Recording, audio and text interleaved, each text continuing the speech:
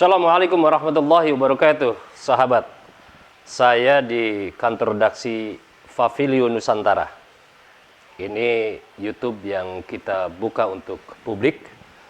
Dan edisi kali ini di rubrik pojok kiri, kalau saya singkat Pokir, saya akan berkunjung ke PDAM Tirta Tarum atau yang sekarang namanya ganti berubah menjadi Perumdam Karawang.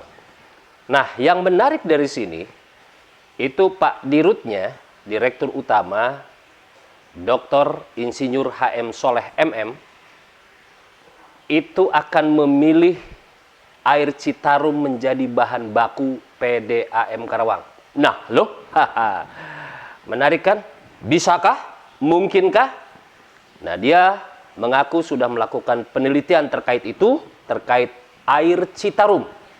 Dalam disertasinya yang dia ambil judul Penjernihan Air Baku Citarum dalam rangka mendukung program Citarum Harum di Kabupaten Karawang.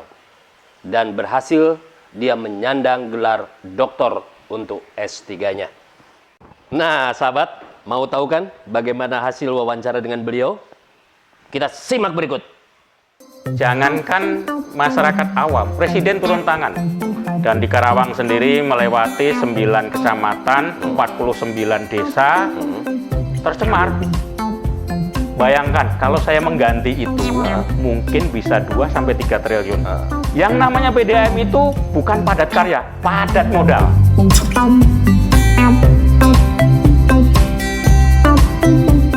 Jadi berawal dari keprihatinan kita dalam hal ekspos Sungai Citarum sebagai sungai terkotor di dunia. Ya. Kalau nggak salah nomor 2 setelah yang di Beijing. Ya, dari situ jangankan masyarakat awam, Presiden turun tangan. Jadi ada program Citarum Harum. Program Citarum Harum, 7 tahun harus jernih. Gitu. Kembali ke semula. Kembali ke semula.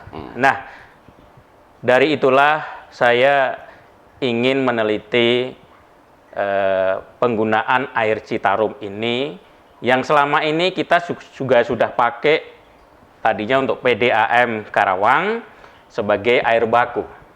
Tentunya yang melewati irigasi. Nah, dengan terkontaminasi dari Sungai Citarum yang terpanjang di Jawa Barat ini ada 297 km dari Kabupaten Bandung hingga ke Muara Gembong, dan di Karawang sendiri melewati 9 kecamatan, 49 desa tercemar. Bagaimana? Nah, ini yang menggerakkan saya. Yang kedua, latar belakang saya sebagai tukang ledeng, ini sangat tergerak. Air bakunya kotor, sedangkan masalah di Karawang ini salah satunya adalah keluhannya kualitas. Nah, kebetulan saya sejak masuk sini, sebelum dari sini saya sudah menyelesaikan teori, tinggal penelitiannya. Tadinya terus terang penelitian saya tentang Bengawan Solo. Tapi kan daerah baru saya adalah daerah Karawang. Oh, itu saya alasan ganti pindahnya. judul, betul. Sama-sama pencemarannya. Saya ganti ini supaya ada rekomendasinya untuk Karawang.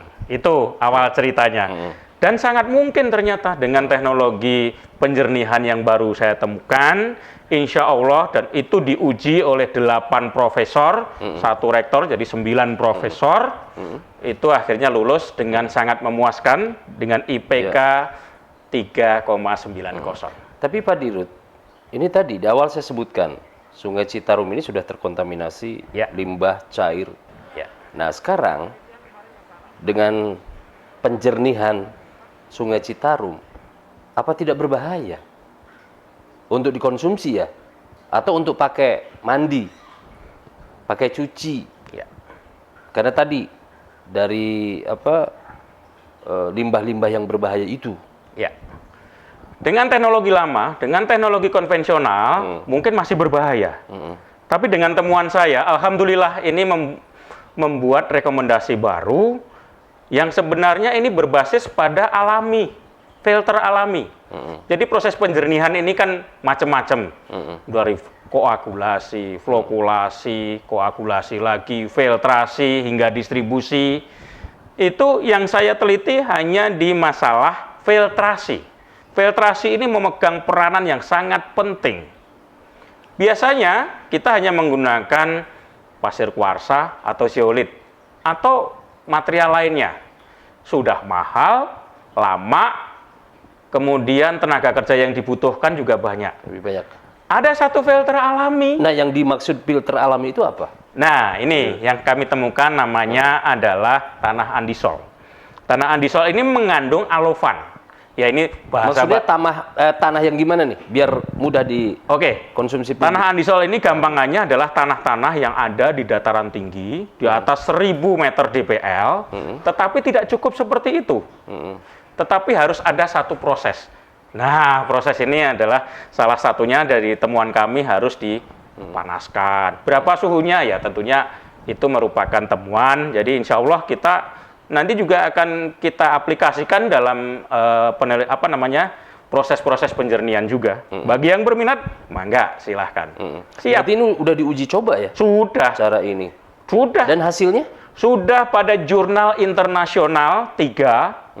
Kemudian 1 pada proceeding internasional. Jadi ada 4 jurnal ilmiah. Ditambah kemarin dari LIPI juga sudah magang di sini untuk magang industri. Itu juga untuk jurnal nasional namanya SINTA. Itu 1. Jadi 5 jurnal internasional. Nah, karena tadi Pak Dirut mengaku sebagai tukang ledeng, ya, karena ya ada di Perumdam. Nah, terus ini dengan memilih Citarum sebagai bahan baku, ya, itu sebenarnya air baku yang sekarang ada kurang atau mungkin jauh lebih mahal dibanding memilih Citarum yang berisiko yang kemudian dijamin oleh Pak Dirut itu bakal steril? Begini, Citarum sendiri yang masuk ke Karawang ini ada 2, kan dibagi di Curug dan Walahar, ya, Bendungan Walahar. Itu ada yang masuk ke irigasi, ada yang langsung dibuang. Ya. Nah, sekarang sekarang berdasarkan penelitian saya, dua-duanya pun bisa. Tapi kalau yang untuk PDAM ini kan semua yang melalui irigasi. Sementara dengan irigasi ini kan kita berebut dengan petani. Pada saat di hulunya perlu air, kita kemarin hari Sabtu sempat kekurangan. Waduh, air turun. Iya. Nah, inilah salah satu solusinya, nanti dengan air apapun kita bisa. Jangankan itu, nanti dengan air yang kotor pun, itu di profesor saya di UNS sana sudah menciptakan yang namanya sedotan ajaib. Dari kotoran, maaf ya, limbah-limbah tinja pun sekarang disedot langsung. Itu bisa. Ada. Jadi air bersih atau jadi air minum? Air bersih dong. Oh, air bersih. Iya. Jadi itu nanti misalnya ya, tentara perang di tengah hutan, nggak ada air, pakai alat itu, bisa. Jadi tanah andisol ini, Indonesia itu kaya filter-filter kayak gini. Dan inspirasinya terus terang sangat sederhana.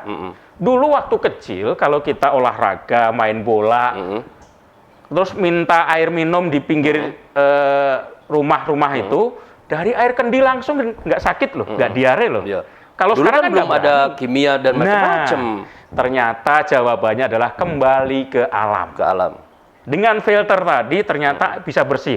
Dan penelitian terbaru setelah saya katanya ini bisa menghilangkan E. coli, bakteri, bahkan virus. Kemungkinan juga virus COVID. Kalau dulu kan airnya tidak tercemar oleh cairan pembasmi hama dan lainnya. Ya. Artinya masih cukup steril lah. Ya. Sekarang kan dengan berbagai macam racun yang ada, mungkin nggak? Ya, itulah bisa steril itu. Kebetulan di penelitian saya meneliti 4 unsur. Fe, Mn, Cu, Pb. Yang lain belum, ini ada 13 atau 14. Kenapa ini nanti untuk penelitian lanjutan? Silahkan siapa yang mau melanjutkan. Dengan 4 ini aja, masalah di Karawang ini yang paling banyak kan Fe sama Mn. Fe itu kalau kita nyuci baju putih jadi kuning-kuning, nah itu Fe itu. Terus yang Mn, kalau misalnya airnya nggak dikuras jadi hitam. Kan Karawang, katanya jadi kata Karawaan. Nah, itu kan biasanya airnya hitam kalau mengendap. Dengan teknologi ini bersih, insya Allah. Pak Dirut, gini. Ya. Saya coba mewakili konsumen PDAM lah. Siap. Dulu ya, sekarang Perumdam. Ya. Biar tersosialisasikan nih pergantian nama perusahaan. Kita kan sekarang Pak Dirut bicara cukup jauh sampai bagaimana menjernihkan air Citarum yang kotor. Nah, sedangkan air yang mengalir sampai ke rumah-rumah pelanggan itu kan masih ada apa ya, keluhan Ya. konsumen. Betul. Baik airnya kotor, bau dan sebagainya. Ya. Nih jelasin dong. Oke. Mm-mm. PDAM atau Perumdam ini satu lingkaran atau proses yang panjang. Dari air baku, intake kita ambil, kita proses penjernihan, flokulasi, koagulasi, filtrasi, terus bahan kimia, terus kita taruh di reservoir, baru kita alirkan. Nah, instalasi kita umurnya udah lebih dari 40 tahun. Perpipaan kita ada yang umurnya lebih tua dari pegawai-pegawai kita. Ada yang 40 tahun dan itu belum diganti. Kenapa? Ya, tentunya itu besar sekali kalau untuk pengganti. Jadi kalau Karawang ini bukan Tapi kan hanya kalau perlu bicara besar sekali, rehabilitasi. kapan mau dirubah? Bayangkan kalau saya mengganti itu mungkin bisa 2 sampai 3 triliun. Mana mungkin separuh dari Tapi APBD. kalau step by step misalnya? Bisa, itu yang sekarang saya lakukan. Dan bukan hanya mengganti pipa tua, tapi juga jenis pipanya. Dulu pipa itu pipa ACP, pipa dari asbes, semen, asbestos semen piping. Sekarang pipa HDPE, high density polyethylene. Pak Dirut, Pipa kalau air kita minum. bicara tentang beban biaya, Ya, kan ini perusahaan, walaupun perusahaan daerah. ya. Artinya kenapa sih kita harus membebankan terus ke APBD? Begini, yang namanya air minum PDAM itu ada aturannya. Ada sekitar 9 sampai 10 instansi terkait dari kesehatan, kemudian dalam negeri, PUPR dan sebagainya. Banyak sekali. Nah, dan yang namanya PDAM itu bukan padat karya, padat modal. Nah, jadi yang sekarang saya lakukan adalah menjaga, paling tidak meningkatkan kualitas. Caranya gimana? Ya, kita banyakin wash out, kita banyakin ini. Menggantinya harus bertahap. Kalau sekali, nggak bakalan mampu. PDAM manapun nggak bakalan. Ya. Nah, dengan tadi cara penggantian bertahap, infrastruktur yang memang pendukung untuk bagaimana sih kita melayani yang terbaik untuk konsumen, Ya. itu biaya Ya tadi saya sebut besarnya berapa? antara 2 sampai 3 triliun. Pipa kita itu, Itu kan kalau total seluruh. ya, Kalau panjangnya bertahap yang sekarang dimulai 1.500 km. Jadi dari sini ke Banyuwangi balik lagi. Kira-kira. Bayangin, rumitnya itu kayak Enggak, yang gitu. sekarang bertahap berapa? Prioritas Panjang. penggantian saya adalah pipa-pipa tua, kemudian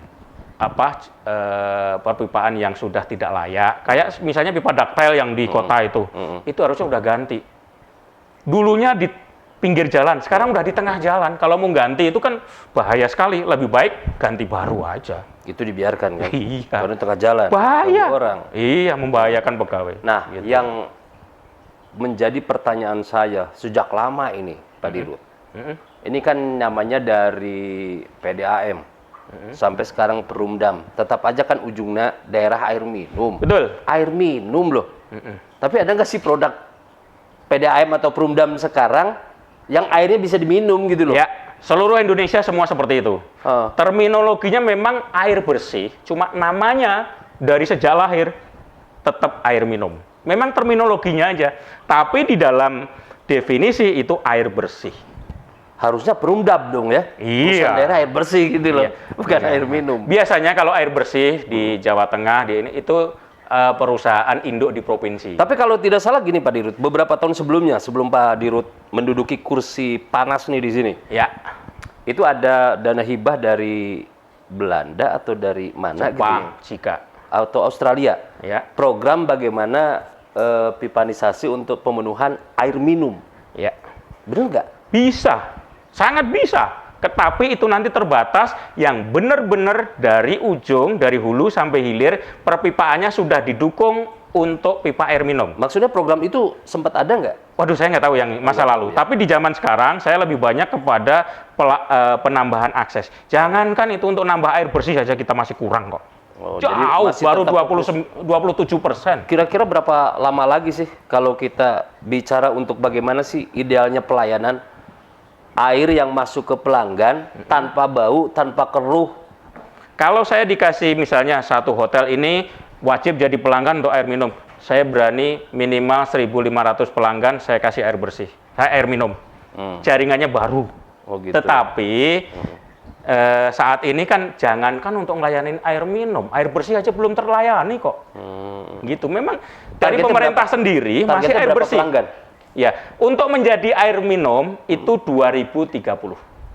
2030 masih Ya, cukup lama target ya? pemerintah. Wah, itu saya ikutin target pemerintah. Malang yang terbaik di Indonesia itu baru 0,1%. Produksi air minumnya. Iya, Kita malah belum sama sekali kan?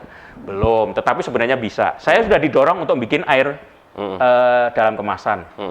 Air kemasan ini bukan saya sangat bisa, tetapi marginnya kecil. Itu yang pertama. Yang kedua, saya tidak akan fokus pada pelayanan. Pelayanannya aja belum kok. Kalau mau ya nanti dibikin satu SBU tersendiri, Strategic Business Unit tersendiri. Apakah lewat koperasi atau lewat aneka usaha atau lewat apa? Silakan. Terus Pak Dirut, untuk sampai mencapai target tadi, pelayanan maksimal, Ya. tanpa kendala air keruh dan air bau, itu bisa sampai berapa lama kita butuh waktu? Itu tadi, kalau target pemerintah pusat 2030. Kan itu air minum. Iya. Untuk air bersihnya maksud saya. Oh, air bersih sekarang udah masuk air bersih. Sekarang itu kalau kita Tapi sampai kan masih ada kendala itu, masih ada kendala bau. ada, masih tapi ada saya kendala jamin air yang sampai ke pelanggan sekarang sudah di bawah 5 NTU. Artinya apa? Sudah masuk kriteria air bersih. Kalau enggak, nanti bagian distribusi saya setiap bulan harus cek satu persatu itu. keruh. Selain itu PR apa lagi? Pertama tadi penggantian pipa, Ya. pipa tua ya, terutama pipa ACP, pipa ductile, pipa PVC, itu ganti dengan pipa HDPE, High Density Polyethylene. Itu udah untuk pipa air minum. Nah, pipa-pipa lama ini kan ngendap itu. Yang kedua, program wash out. Kita kalau tidak bisa ganti pipa, ya banyakin pembersihannya. Kadang-kadang kita untuk wash out ini kan kita banyak bongkar beton-beton. Tidak semua kawasan boleh loh.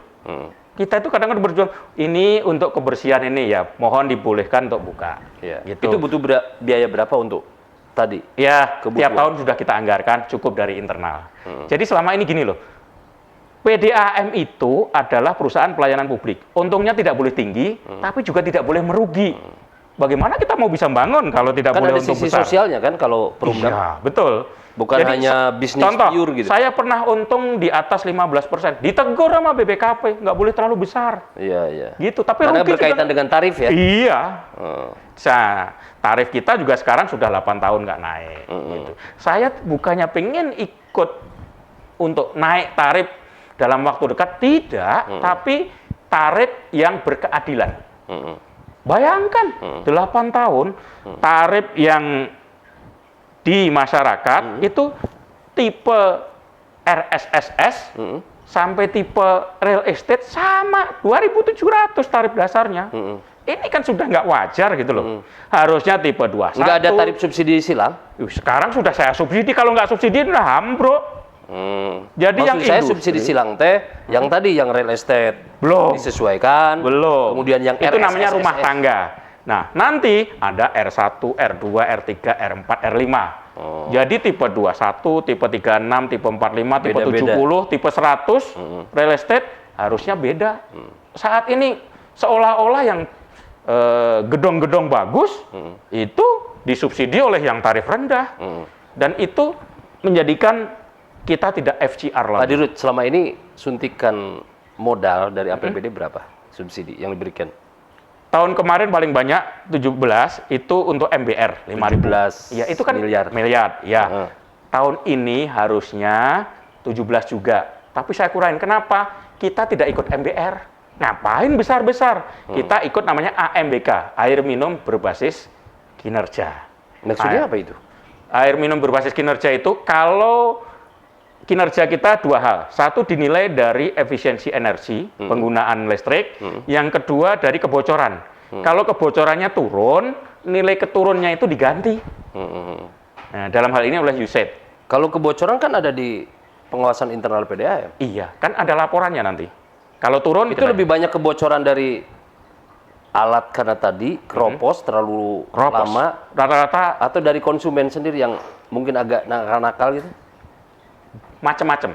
Ada kebocoran teknis, ada kebocoran non teknis. Yang lebih banyaknya yang mana? Sekarang, Oh. ya tentunya teknis dan non teknis banyak sekali ini. Nah, kita kan, maaf saya tidak bangga dengan kebocoran kecil di atas kertas.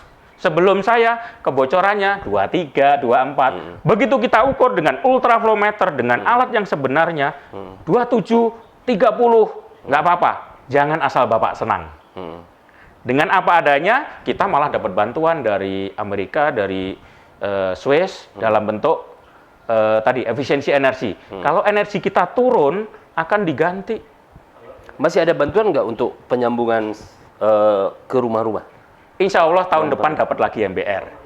Bupati sudah berkomitmen 3.000 sambungan lagi, kita insya Allah dapat. Dan itu pure dari APBD Kerawang ya? Enggak, dari APBN, tapi Oh, nanti APBD. dari APBD itu hanya pendampingan. Ya, Nanti biasanya diganti. 20% kan? Ya, digantinya itu masuknya ke rekening Pemda, bukan Ya. ke PDAM loh. Iya. Kita hanya mengerjakan, nanti diperiksa oleh BPKP, ini layak, diganti oleh pemerintah pusat. Pak Dirut, ini Jadi udah- itulah cara-cara Ya. saya untuk bangun. Kalau Ya. tadi ada pertanyaan, Ya. bagaimana bangun PDAM? Kalau kita nggak kuat dengan dana sendiri, saya tarik dana-dana pusat dengan cara-cara kreatif dan inovatif. Oh, itu proaktivitas Iya. di sana. Iya, kalau kita nggak ke sana nggak dapat. Pak Dirut, Ya, ini kan kalau tidak salah 1 tahun lagi nih masa jabatan Pak Dirut. insya Allah. Di sini. Periode 1. Di periode pertama, ini problem apa sih yang masih perlu tenaga luar biasa, pikiran luar biasa dari Pak Dirut? PDAM Karawang ini potensinya luar biasa. Termasuk PDAM yang sebenarnya seksi di masa depannya. Kenapa? Antara industri dengan rumah tangga, sosial, itu banyakkan industri dan rumah tangga. Setiap belokan, itu kan perumahan banyak. Dan itu adalah pangsa pasar yang sangat bagus. Kenyataannya? Kenapa? Kenyataannya? Kenyataannya saat ini kita belum bisa bangun WTP baru. Kemarin mau dapat spam regional dari Jatiluhur 1, sampai sekarang belum jadi. Kenapa? Ya karena prosesnya panjang, ini udah sekitar 8 tahun belum jadi-jadi kok. Saya udah ganti, kita udah ganti 4 kali sekda, baru ditandatangani dan sekarang lagi proses dari pemerintah pusat. Karena kita nggak kuat bangun sendiri. Kalau saya bangun WTP sendiri, saya nggak bisa ekspansi. Nah, untuk dapat bantuan dari luar, Uh-uh. ya termasuk dari pusat, Ya, itu kan mungkin selain karena tergantung proaktif kita, ya, kan juga ada trust dari betul. sana. Saat ini kita sedang mendapatkan trust dari pusat maupun dari lembaga donor lainnya. Tinggal pendampingannya ya ini. Saya cuma mengharapkan pendampingan dari pemerintah daerah yang mau kita bangun apa. Terakhir nih, Industri Pak pun Dirut. siap. Ya, Pak Dirut. Maaf, kereta api cepat, kemudian yang Karawang City, Ya. semuanya sudah minta air ke kita. Bangsa pasar kita itu di depan mata. Ibaratnya kalau saya berburu di kebun binatang, harus dapat itu. Pak Dirut terakhir nih. Ya, Kita kan dari luar nih selalu menilai PDAM atau sekarang Perumdam, ya, ini kok kayak salah urus gitu loh, karena problemnya klasik, itu mulu. ya. Menurut Pak Dirut gimana? Ya, saya sih tidak mau menyalahkan masa lalu. Udahlah, kalau kita melihat kita sendiri selama 3 tahun, alhamdulillah dari perusahaan yang minus, sekarang surplus kok. Berapa Dan beberapa permasalahan berhasil kita selesaikan hanya dalam waktu 3 tahun. Bahkan masalah tanah nggak sampai setahun selesai, gitu. Ada goodwill nggak dari kita? Mau memanage secara betul tidak? Dan yang jelas adalah komunikasi dengan Pemda, legislatif, eksekutif yang baik. Mungkin saya bukan yang terbaik, tetapi saya berusaha untuk memberikan yang terbaik untuk masyarakat. Itu patokan saya. Saya termasuk orang yang, maaf ya, tidak begitu risau dengan nilai-nilai BPKP, nilai ini. Saya lebih senang dinilai oleh masyarakat. Kalau di masyarakat bagus, saya lebih senang. Gitu. Turun-turun 1 poin nggak masalah. Tapi di masyarakat nambah hampir 27.000 pelanggan dalam waktu 3 tahun. Nah, ini kan luar biasa gitu. Dan penambahan pendapatan juga luar biasa. Saya masuk hanya sekitar 5 sampai 6 miliar. Sekarang hampir 9 miliar. Dividen itu. Bukan, ini pendapatan. Oh, pendapatan. Dividen dulu 4 tahun yang nggak dibayarkan, saya bayarkan lunas. Dan sekarang saya berani bayar dividen di depan. Wede. Ya. Karena yakin ya. Yakin. Bahwa Perumdam ini sebenarnya tadi sangat prospektif ya dari sisi bisnis, dari sisi sosial. Sebenarnya Perumdam ini adalah bisnis yang gampang-gampang susah. Ya, jualan air kan dari air kotor diproses menjadi bersih, harus untung dong. Gitu. Manajemen menjadi kunci utama untuk memberikan perusahaan ini lebih hebat lagi. Gitu. Oke, Pak Dirut, terima kasih. Kita Sama-sama. waktu dan inilah obrolan singkat saya dengan Pak M. Soleh. Lebih lengkapnya Dr. Insinyur Haji Muhammad Soleh. Hadir ya. Semoga bermanfaat. Wassalamualaikum warahmatullahi wabarakatuh.